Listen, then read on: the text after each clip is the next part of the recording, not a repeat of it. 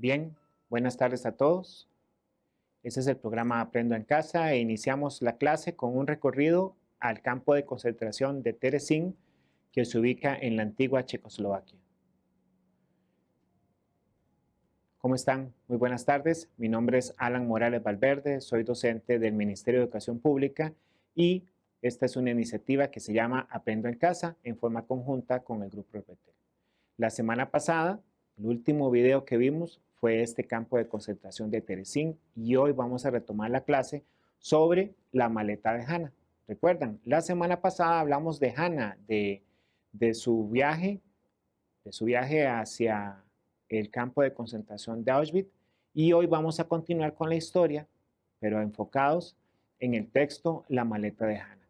Sin embargo, hoy es un día muy especial para nosotros, porque además de que estamos recordando a Hannah y a todas las personas que murieron durante el Shoah, tenemos un invitado muy especial.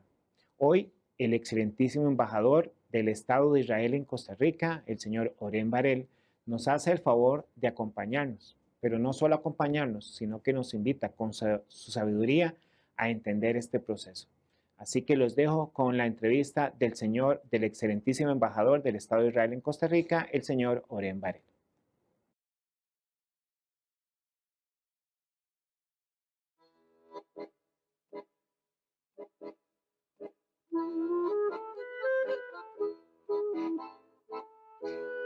La gente está confundida porque utilizamos el término holocausto y el término Shoah y no se entienden exactamente la diferencia. Hay que descartar que el holocausto, que significa un desastre, una tragedia a gran escala, eliminación física de una población, el término Shoah tiene incluso otra significación que va más allá de la muerte y la eliminación física.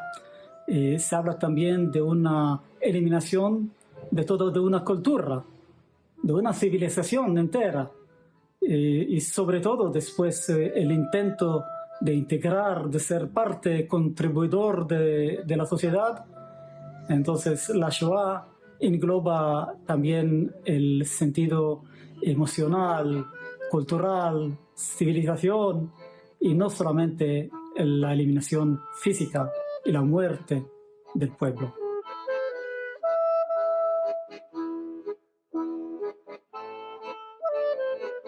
Los textos infantiles referidos a la Shoah son muy, muy dolorosos.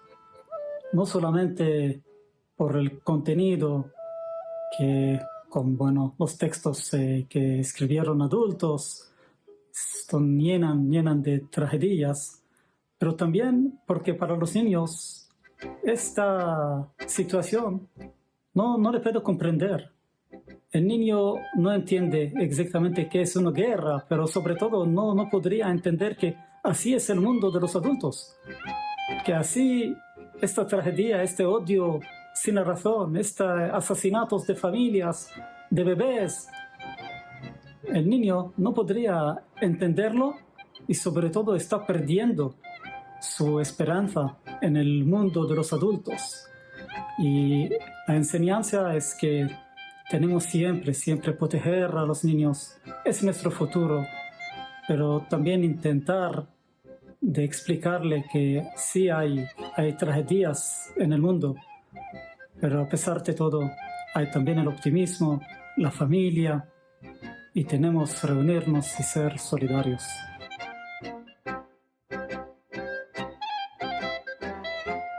Los campos de concentración eran por primero un instrumento del régimen nazi para oprimir todos sus enemigos políticos, pero enseguida sirvió para poner encima handicaps y sobre todo ellos que no pertenecen a su raza. Fue un instrumento de la limpieza racial donde ellos asesinaban familias enteras, sobre todo de judíos, pero también de otras minorías, y al fin y al cabo no fue solamente para concentrar la gente, pero eliminarlas.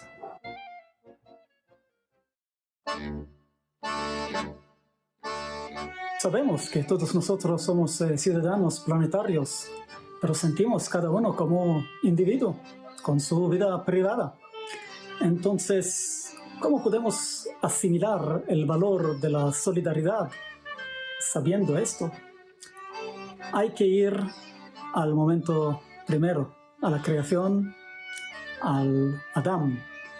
Y sabiendo que todos nosotros somos hijos de Adán, hay que ver a Adán como un molde. Pero es un molde muy diferente al molde industrial que fabrica monedas todas con las mismas caras. Este molde fabrica seres humanos y seres humanos, cada uno con su cara diferente. Pero sabiendo que al fin y al cabo estamos todos del mismo origen, no importa el color del piel y la raza, eso es el primer paso para integrar el valor de la solidaridad. Y el segundo somos actos. Actos como ayuda humanitaria o ser voluntarista en diferentes acciones para ayudar a los demás. Eso es la solidaridad.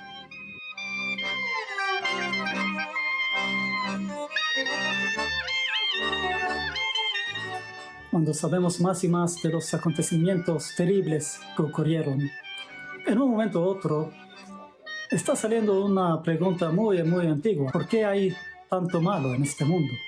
¿De dónde viene? Yo quisiera compartir con ustedes unas reflexiones de un sabio judío del siglo XII, Maimónides, nacido de Córdoba, y él dividió el malo en dos partes. El malo de la naturaleza, digamos, el malo indiferente al hombre, terremoto, huracán, pandemia. Y a este malo, según Maimónides, hay que confrontarlo con una sabiduría, un estudio de la ciencia, de la naturaleza, para entender lo que pasa, para desarrollar modelos científicos que, bueno, podrían ayudarnos a prevenir lo que va a pasar. Y según Maimónides hay también el otro malo, el malo que está provocado por el hombre, el malo de la avería, del odio, del racismo. Y este malo es muy diferente. Y según Maimónides, este malo no existe por sí mismo. Para él, este malo es como la oscuridad. La oscuridad no existe. La oscuridad, al fin, es falta de luz. Si hay luz, no hay oscuridad. Entonces, la luz es algo que existe, pero no la oscuridad. Y el mismo es como el bueno y el malo.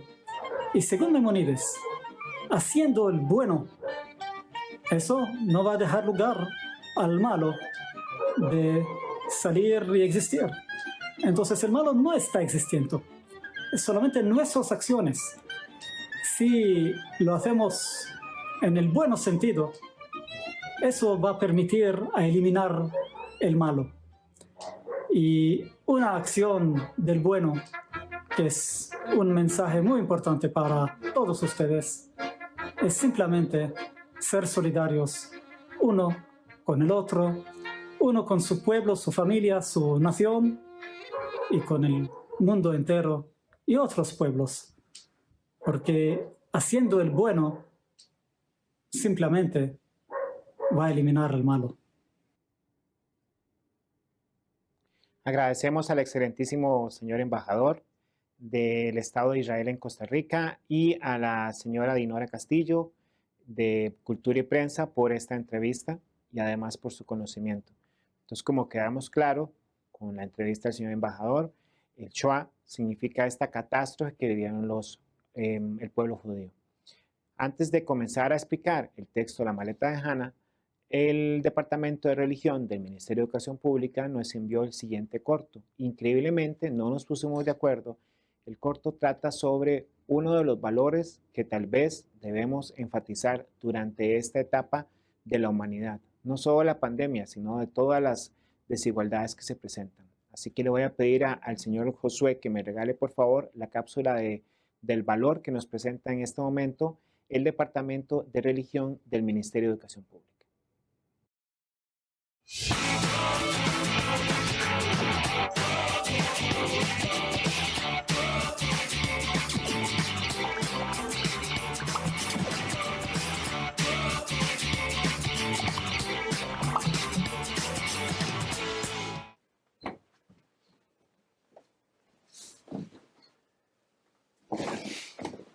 Hola, en estos días ha estado lloviendo mucho en algunas zonas de nuestro país y hay mucha gente que se ha quedado sin casas por la lluvia.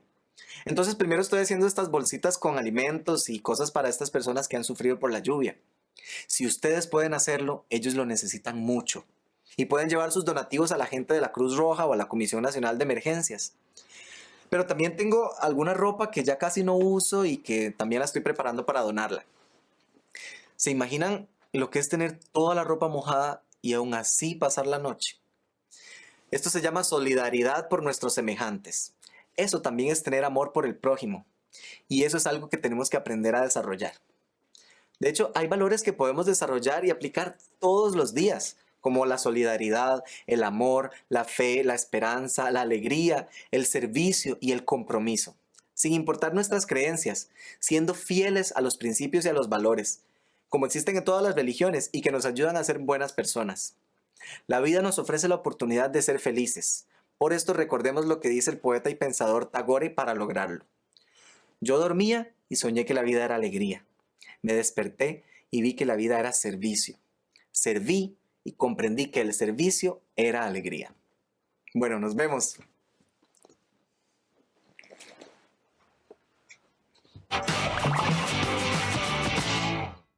Bien, gracias al Departamento de Educación Religiosa del Ministerio de Educación Pública por este mensaje.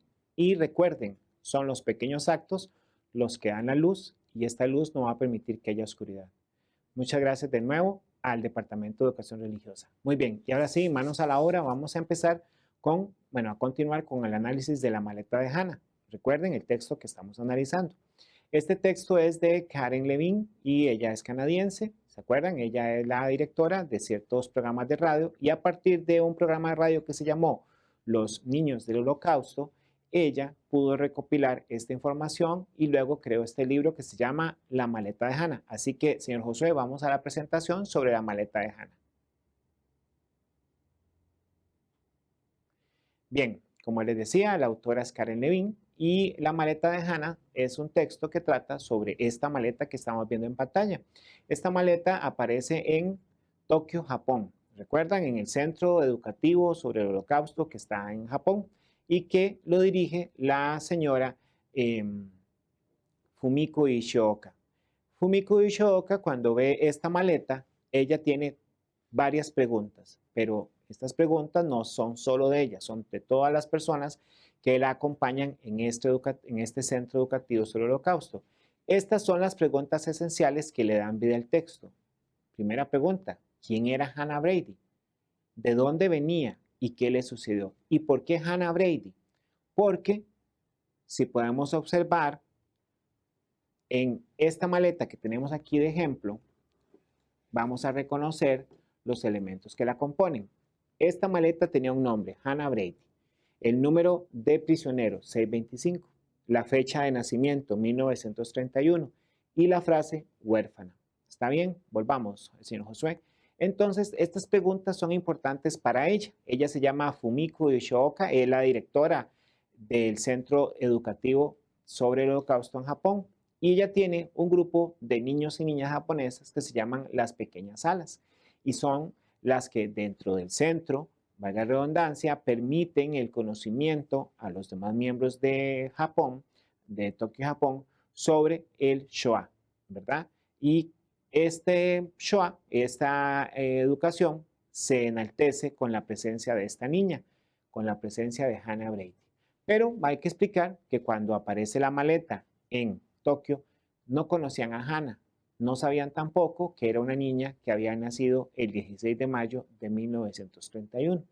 La escritura del texto está organizada en dos historias. Primero, la historia de cómo aparece la maleta en Japón y luego la historia de la niña Hannah Brady. Los Bradys eran personas que pertenecían al comercio en la antigua Checoslovaquia y parte de ese comercio lo tenían en una tienda. Eran personas muy conocidas y también muy solidarias. Solo eran diferentes en un elemento. Los Brady eran judíos. Entonces, cuando los niños iban al templo o a la misa, ellos tenían sus profesiones de religión. Hannah tenía cabello rubio, cara redonda, era una niña sana y muy feliz. Como parte de la investigación que tienen Fumiko y Shooka, ella descubre que Terezín, que es el campo de concentración, por ese campo de concentración pasaron alrededor de 140.000 judíos, entre ellos 15.000 niños y niñas. Hay algo interesante con Terezín. Terezín nos muestra una cara diferente. ¿Por qué? Porque daban clases de pintura, de costura, daban clases de danza.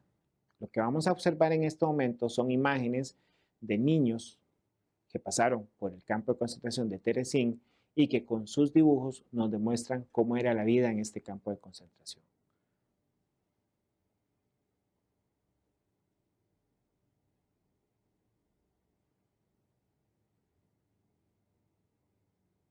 Como pueden observar,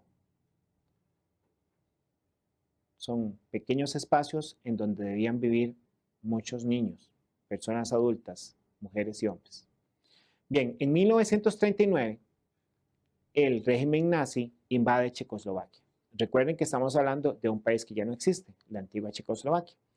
Los niños que vivían en Checoslovaquia tenían que seguir ciertas reglas. ¿Todos los niños? No, solo niños judíos.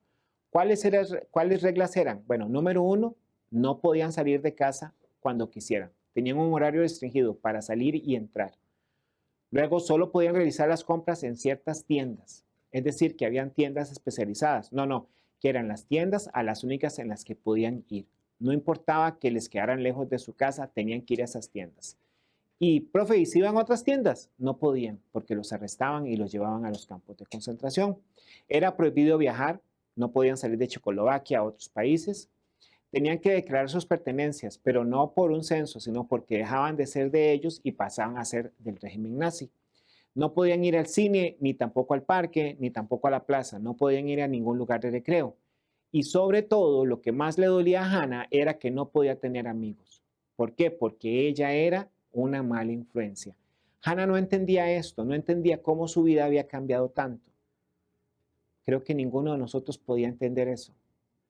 Por tener un tipo de religión o una forma de ser diferente, le restringían tanto la vida. Imagínense ustedes en esa posición. Entre 1940 y 1941, los judíos ya no podían ir a la escuela. Y el gran sueño de Hannah de ser maestra se estaba perdiendo. Pero no solo eso perdió. En marzo de 1941, la mamá de Hannah es arrestada. Es llevada por la policía del régimen nazi que se llama Gestapo. Y la Gestapo se lleva a su mamá. Y en septiembre de 1941, el papá de Hannah también es arrestado. Hannah pasa a ser huérfana porque ellos nunca más volvieron. De septiembre de 1941 a mayo de 1942, Hannah vive con un tío, pero ya sin sus padres. En mayo de 1942, Hannah es llevada al gueto de Theresienstadt, que es Terezín. Este gueto es este lugar que vimos al inicio de nuestra clase. Es una cárcel. No vamos a decirle un lugar de retroalimentación o reeducación, no. Es una cárcel. Y lo primero que Hannah ve cuando llega a este lugar es muchos colchones en el piso, muchos insectos, muchas ratas, pero sobre todo oscuridad. Bien, Fumiko sigue con su investigación sobre quién era Hannah y viaja a Terezín en julio del 2000. Aquí encuentra las listas de prisioneros. Quiero que observen esta lista de prisioneros. Pueden observar el nombre de Hannah, ¿lo ven? Con un check. Pero en un cuadrito redondo que marcamos nosotros viene el nombre de George Brady. Y entonces Fumiko entendió que Hannah tenía un hermano, pero no tenía el check. Y ella preguntó, ¿qué significa las personas que tienen el check? Significa que murieron. El 23 de octubre de 1944, Hannah sale del campo de Terezín y llega al campo de exterminio de Auschwitz. Ese día, Hannah muere asesinada en la cámara de gas. Y como lo hablamos en la clase pasada, ¿por qué muere Hannah? Por ser judía. Pero no es la única razón por la que las personas están muriendo ahora. Hay zonas en las que la gente está muriendo por ser mujer, simplemente porque nacieron mujer o porque tienen otra forma de pensar, otro color de piel, o simplemente porque no tienen una tarjeta de crédito para poder pagar. Estamos diciendo que debemos detener estas masacres y no hacer como muchos hicieron durante esa época, ver hacia otro lado. Tenemos que, como dijo el señor embajador, trabajar para que haya más luz. ¿Está bien? Y que no haya tanta oscuridad. Bien, vamos a terminar esto. Entonces, señor productor, don Josué, regáleme por favor. Cuando Fumiko descubre al hermano de Hannah, que sobrevivió a George, George decide contar la historia de su hermana. Aquí vemos a George cuando viaja a Tokio y cuenta la historia de Hannah, pero no se queda ahí, sino que permite que el sueño de Hannah de ser educadora se cumpla, porque Hannah, con su experiencia, con su vida, con su maleta, educa a las personas sobre esta tragedia, sobre esta catástrofe, el Shoah. Bien, la maleta de Hannah presenta dos viajes paralelos, dos historias a través del tiempo. El fatídico viaje de Hannah y la incansable búsqueda de Fumiko Yoshioka. ¿Está bien? Todo ello nos permite aprender algo, a no dejar pasar esto más. La historia no se puede repetir. Tenemos que estar, entonces, prestos a ayudar, a colaborar con las personas. Bien, gracias, don Josué. Vamos ahora al momento ortográfico. Hoy tenemos de invitada a Lu. Y Lu nos va a hablar de, entre otras cosas, etc, etc y etcétera. No, pero vamos con Lu y ya volvemos.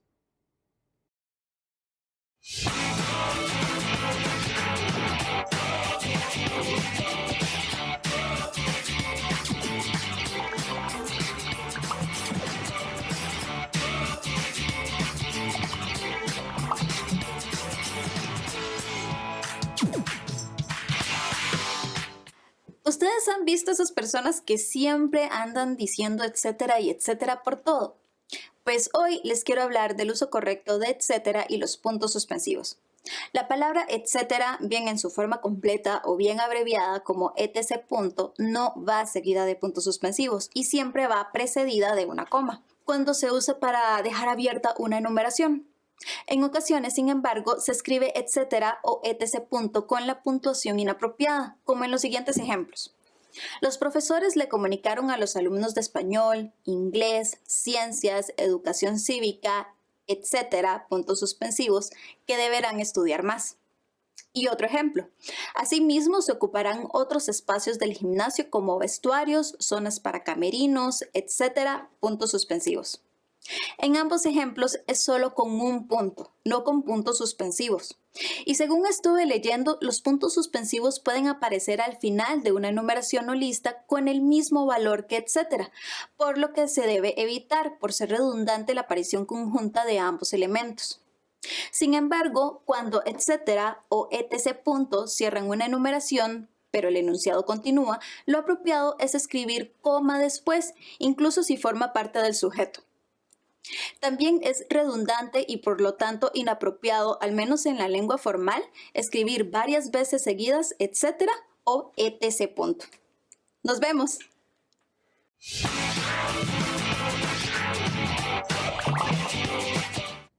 Muchas gracias a Lu y sobre todo a la UNICEF por estos refrescantes momentos ortográficos. Recuerden que todos los momentos ortográficos los pueden repasar en línea en las páginas del MEP y en las redes sociales del Grupo Repetir.